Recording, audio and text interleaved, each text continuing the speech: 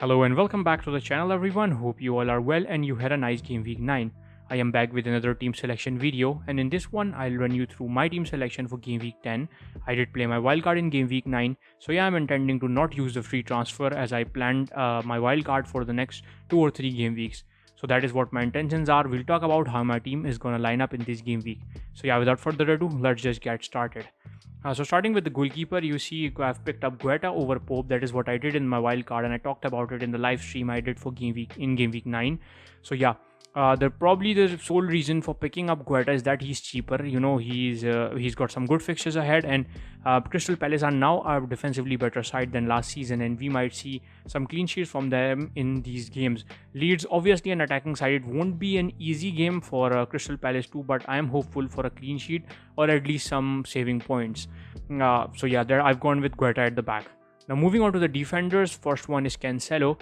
Cancelo faces Southampton. Man City is in a ruthless form and they're pretty they're pretty ruthless, and they're playing a really good game. So Cancelo is in there for the attacking returns if he provides. Nonetheless, clean sheet probability is pretty high in this game. So yeah, I'm pretty solid with Cancelo at the back. Second one you see is Trippier against Brentford.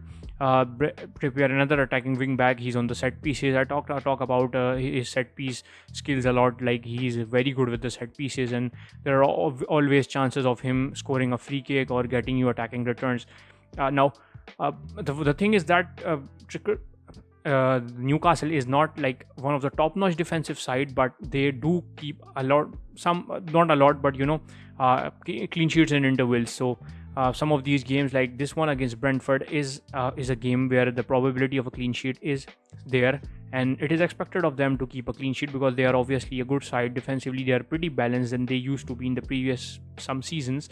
But in this one, and with Trippier, you see with Cancelo there is a higher probability of clean sheets, but with Trippier, if there are no clean sheets, we might still expect some attacking returns from him due to his set piece duty.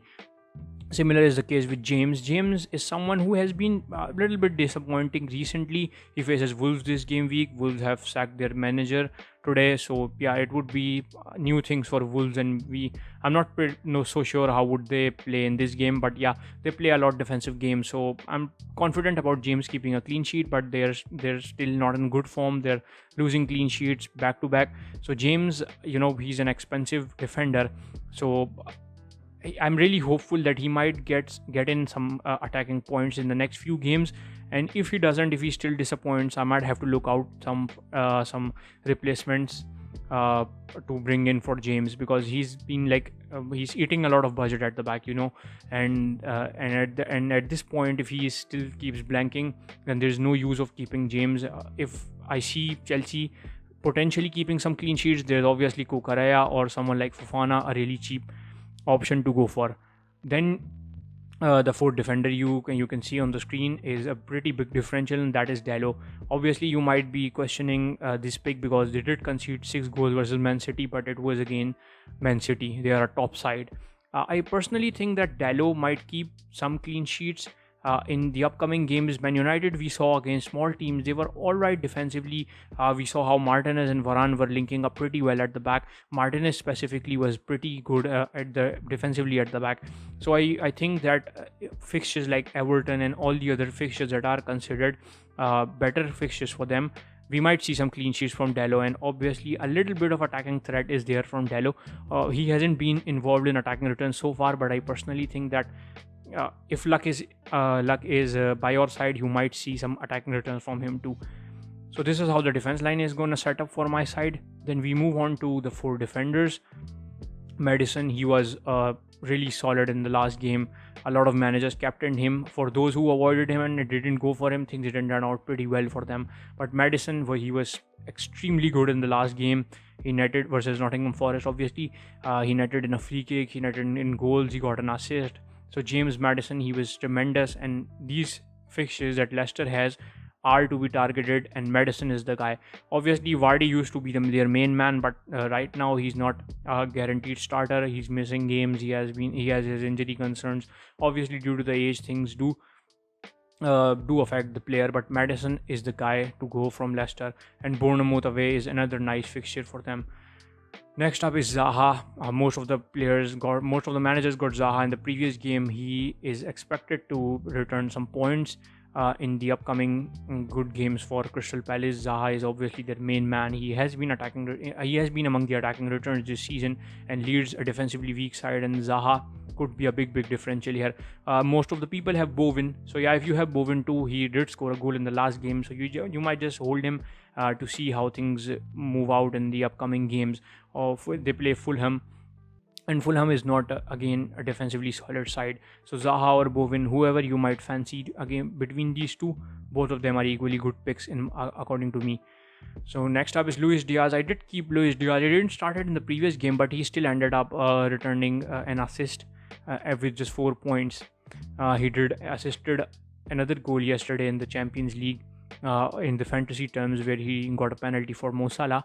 But the only sole reason I picked up Luis Diaz in the wild card is to cover that Liverpool attack. Salah, he's not in a great form, but sooner or later Liverpool has to bounce back. They will bounce back, and Luis Diaz will provide me with that cover. Obviously, Arsenal is not a not an easy fixture. They are a tough side, and they will cause problems for Liverpool. But I personally think that game would either end up in a draw or there would be goals. The main headline is there would be goals, and Luis Diaz, luckily, might be among them. Similar is the case with Martinelli. A lot of managers are avoiding Martinelli; they're placing him on the bench. But he's a really cheap option, and with the cheap option, he's been providing attacking returns, and that is what matters. Very cheap midfielder, but he's among the attacking returns. In and out, he's providing those assist points, he's scoring goals. That is what matters, and I would keep him against Liverpool, who are not a defensively solid side in their current form. Obviously, overall, they are a better side, but in their current form, they are conceding goals, and a lot of them. So this is how the midfield is intended to line up. Next, we move on to the forwards. Haaland and Harry Kane. The way I want them to be, it is the way I like. The two premium forwards up ahead. Haaland in an exceptional form. He just scored another hat-trick against Man United, and he's expected to score 50-60 goals by the ratio he's going, by the way he's scoring goals. Southampton, a good fixture for him, a good fixture to place the armband on him. So Haaland is a top choice. Harry Kane, he has been scoring goals. He's been consistent. I picked up Harry Kane over KDB. I haven't regretted it yet, but still I'm pretty confident with Harry Kane. I might switch him out for KDB after the blank game week that City has, but right now I'm pretty solid and pretty safe with Kane. He has been scoring goals and he looks all right. Looking at my bench, I've got Ward. I wouldn't play him. He unexpectedly kept a clean sheet. It was like something out of the blue for me. I thought they might end up losing the clean sheet or conceding a couple of goals, but they didn't. Mitrovic is injured. So if there is a chance of Mitrovic starting, I wouldn't prefer playing him, but if you want to, you might punt on taking Martinelli out and playing Mitrovic. Andres take the bench. Guehi stays on the bench against Leeds. In some fixtures, where the clean sheet probability is high, I might go for the double up of Guetta and Guehi at the back.